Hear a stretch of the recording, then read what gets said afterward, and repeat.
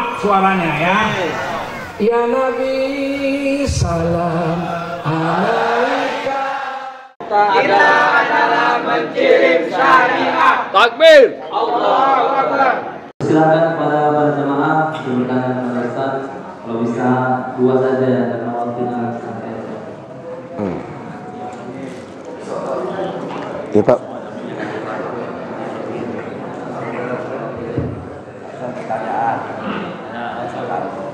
Assalamualaikum warahmatullahi wabarakatuh. Waalaikumsalam warahmatullahi wabarakatuh.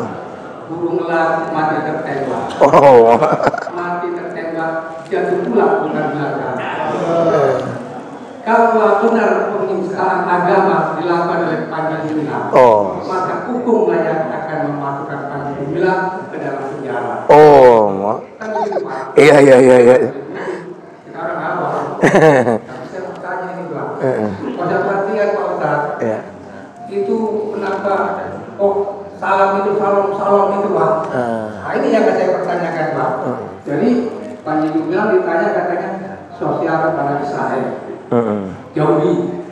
Padahal orang Yahudi ini kan orang yang dilaknat Allah ya. Nah, jadi kita orang Muslim ini Pak, bagaimana sebenarnya Pak menyikapi tentang orang Yahudi Pak? Kalau kita membenci kan nggak boleh, bisa orang bisa. Tadi Bapak katakan aja, sedangkan membilangkan orang itu kafir, nah ini kalau orang Yahudi, kita benci pada orang Yahudi, yang menciptakan orang Yahudi itu adalah Allah. Berarti kalau kita benci, kita bisa yang menciptakan Allah. Jadi pertanyaan saya Pak, sebenarnya bagaimana kita menyikapi orang Yahudi itu Pak? Itu aja lah Pak pertanyaan saya Pak. Jadi saya mohon maaf, kalau ada buah salah, jangan dimakan dengan kulitnya. Kalau ada pertanyaan saya yang nyeleneh dan salah, jangan dilihat kulitnya, tapi lihat isinya. Oh. Assalamualaikum warahmatullahi wabarakatuh. Assalamualaikum warahmatullahi wabarakatuh. Oh iya, satu lagi tadi sana ya.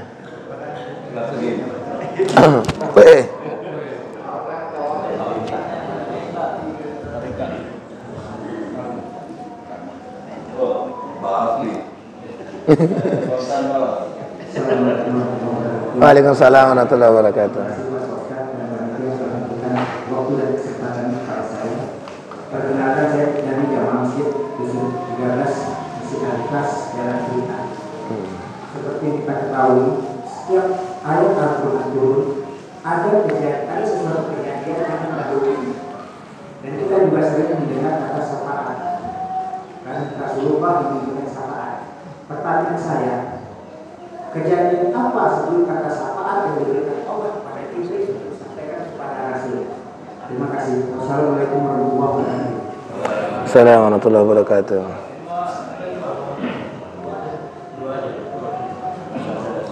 Ya. Baik. Baik. Pertama, Pak siapa lali aku? Pak Simin nanti bisa buka dalam surah Al-Fath ayat 29. Muhammadur Rasulullah walladzina ma'ahu asyidda'u 'alal kuffar ruhama'u bainahum. Ya, itu saya potong sampai di situ terkait pertanyaan Bapak. Ya. Muhammad itu adalah utusan Allah. Dan orang-orang yang mengikutinya itu asyidda 'alal kuffar, bersikap keras terhadap bentuk kekafiran.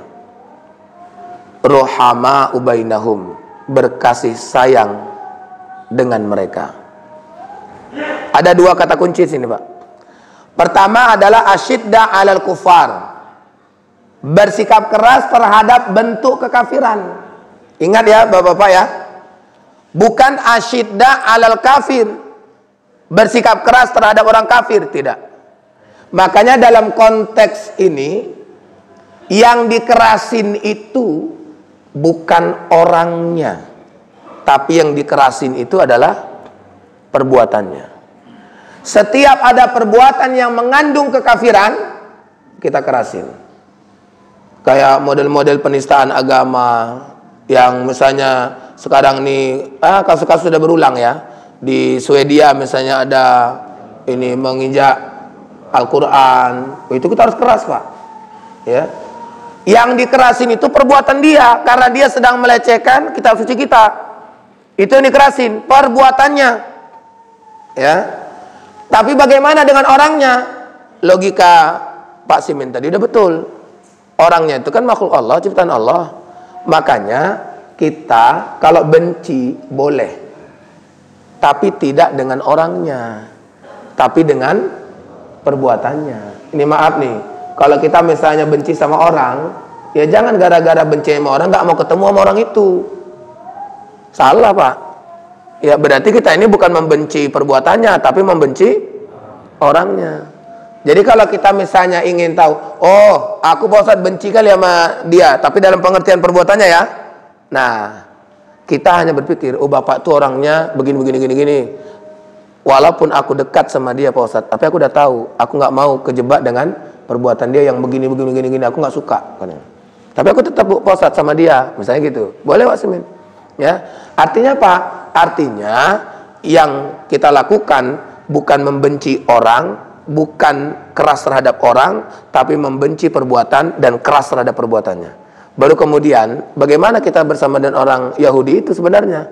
Selama dia dalam proses tak melakukan perbuatan yang mengandung kekafiran, maka kita ruhamau bainahum, berkasih sayang dengan mereka. Ya nggak ada Islam tuh Pak ngajarin bahwasanya kita ini sama orang kafir harus begini, nggak ada Pak. Makanya kalau ada orang tuh mengatakan ini orang Islam harus belajar toleransi, jangan ajarin kita toleransi, kalian yang harus belajar toleransi. Lah, buktinya faktanya ada lah. Kalau Islam mayoritas, adakah orang non Muslim yang tertindas? Nggak ada. Silakan lihat dalam sejarah dunia ini. Ya, walaupun Nabi itu berperang menaklukkan ini orang-orang Quraisy, tapi setelah takluk mereka, adakah orang kafir pada waktu itu ngerasa ini terzalimi? Tidak ada Pak. Tidak. Kenapa tidak ada? Ya karena memang Islam tak pernah mengajarkan seperti itu. Tapi maaf, ini maaf ya, ini maaf. Kalau ada orang non Muslim yang mayoritas, kira-kira yang Muslim minoritas ini tertindas nggak?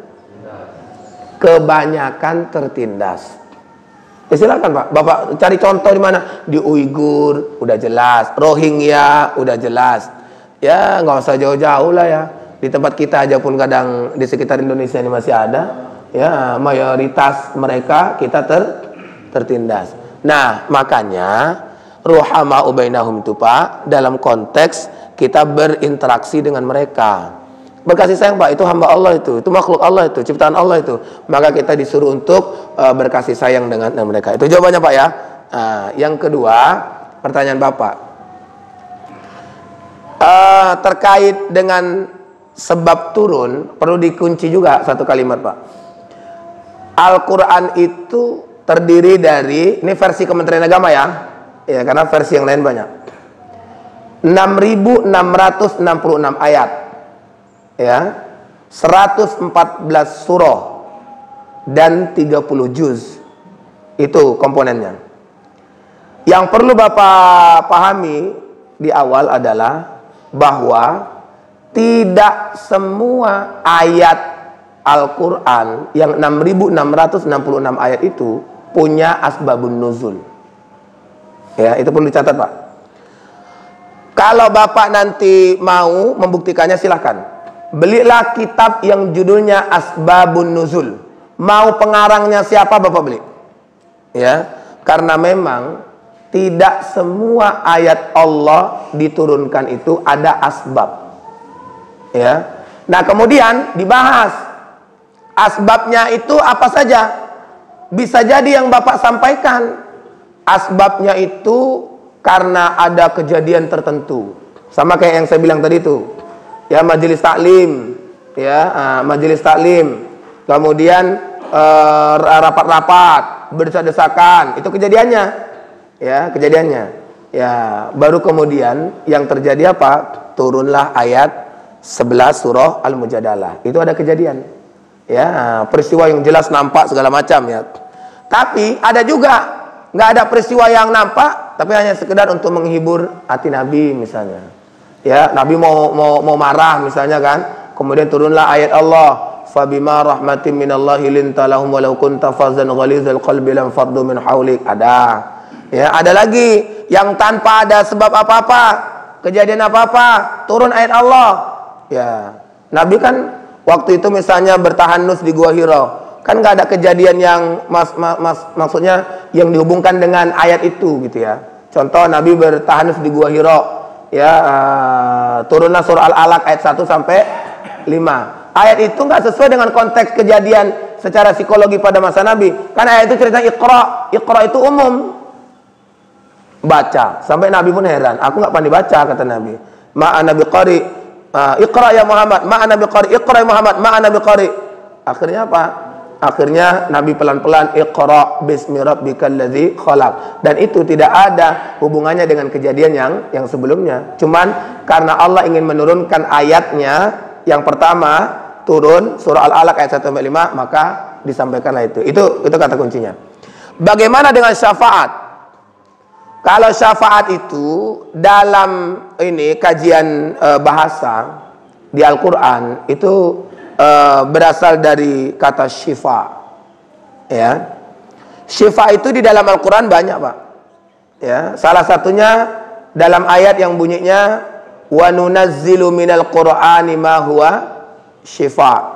Ya, dan kami turunkan dari Al-Qur'an itu ya syifa. Syifa itu ada dua maknanya. Pertama, syifa maknanya adalah obat, dan yang kedua syifa itu maknanya adalah Al-Qur'an. Ya. Syifa obat, syifa Al-Qur'an. Syifa obat, syifa syafaat. Ya, dua. Jadi sumber syafaat itu tidak hanya Nabi, tapi Al-Qur'an salah satunya. Ya. Jadi kalau misalnya kita misalnya ditanya syifa itu, syafaat itu, ya sumbernya dari mana aja? Pertama dari Nabi, secara prerogatif diberikan oleh Allah, ya macam kewenangan lah ya, hak Nabi untuk memberikan syafaat. Baru kemudian yang kedua adalah dari Al-Qur'an. Nah, kalau sepenelusuran saya Pak terkait dengan syafaat ini, ya yang khusus menyebutkan syafaat, ya asbabun nuzulnya itu saya belum pernah jumpa. Ya Pak, asbabun nuzulnya. Jadi kalau misalnya nanti Bapak baca, ya ada, alhamdulillah. Tapi saya terkait dengan syafaat, asbabun nuzul Pak ya, asbabun nuzul, sebab turunnya itu. Nah, tapi bukan pada ayat itu, pada ayat yang lainnya. Nah, jadi itu saya belum pernah jumpa. Jadi saya tadi mengatakan dari awal, tidak semua ayat Allah itu ada asbabun nuzulnya. Itu yang perlu Bapak pahami, ya. Saya rasa itu. Baik. Kita sebelum berdoa, kita bacakan suratul Fatihah untuk Bapak Poniran ya. Bapak Poniran yang sekarang sedang sakit. Kita doakan semoga Pak Poniran ya diberikan Allah kesembuhan dari penyakitnya. Dan insya Allah ya sehat seperti semula dan bisa bergabung dengan kita ya dalam pengajian FKSMM ya setiap minggunya. Amin ya rabbal alamin. Bi barakatil Fatihah. A'udzu billahi minasyaitonir rajim. Bismillahirrahmanirrahim. Alhamdulillahi rabbil alamin. Arrahmanir rahim. Maliki yaumiddin. Iyyaka na'budu wa iyyaka nasta'in. Ihdinas siratal mustaqim. Siratal ladzina an'amta 'alaihim ghairil maghdubi 'alaihim waladdallin. Amin. A'udzu billahi minasy syaithanir rajim. Bismillahirrahmanirrahim. Alhamdulillahi rabbil alamin. Wassalatu wassalamu ala asyrafil anbiya'i wal mursalin wa ala alihi wa sahbihi rasulillahi ajma'in. اللهم اغفر لنا ذنوبنا ولوالدينا وارحمهما كما ربيانا صغيرا. اللهم إنا نسألك الهدى والتقى والعفاف والغنى.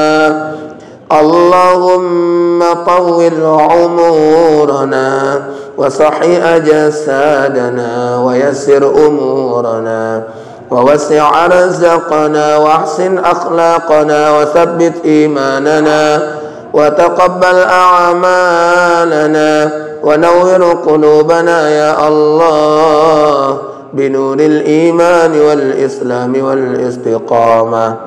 اللهم اجعلنا من المؤمنين وجعلنا من المتقين وجعلنا من المرشدين وجعلنا من عبادك الصالحين.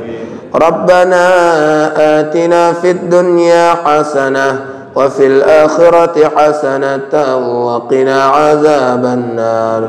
وصلى الله وسلم عليه والحمد لله رب العالمين. تقبل الله منكم.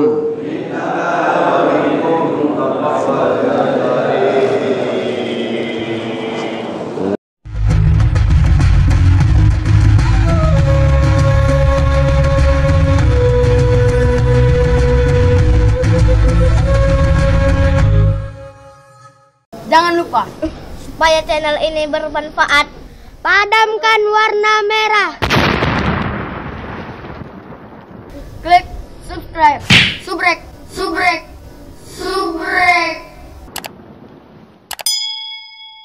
Kalau suka, like. Jangan lupa bagikan ke sahabat dakwah dengan cara share video ini. Komen di bawah ini ya teman-teman.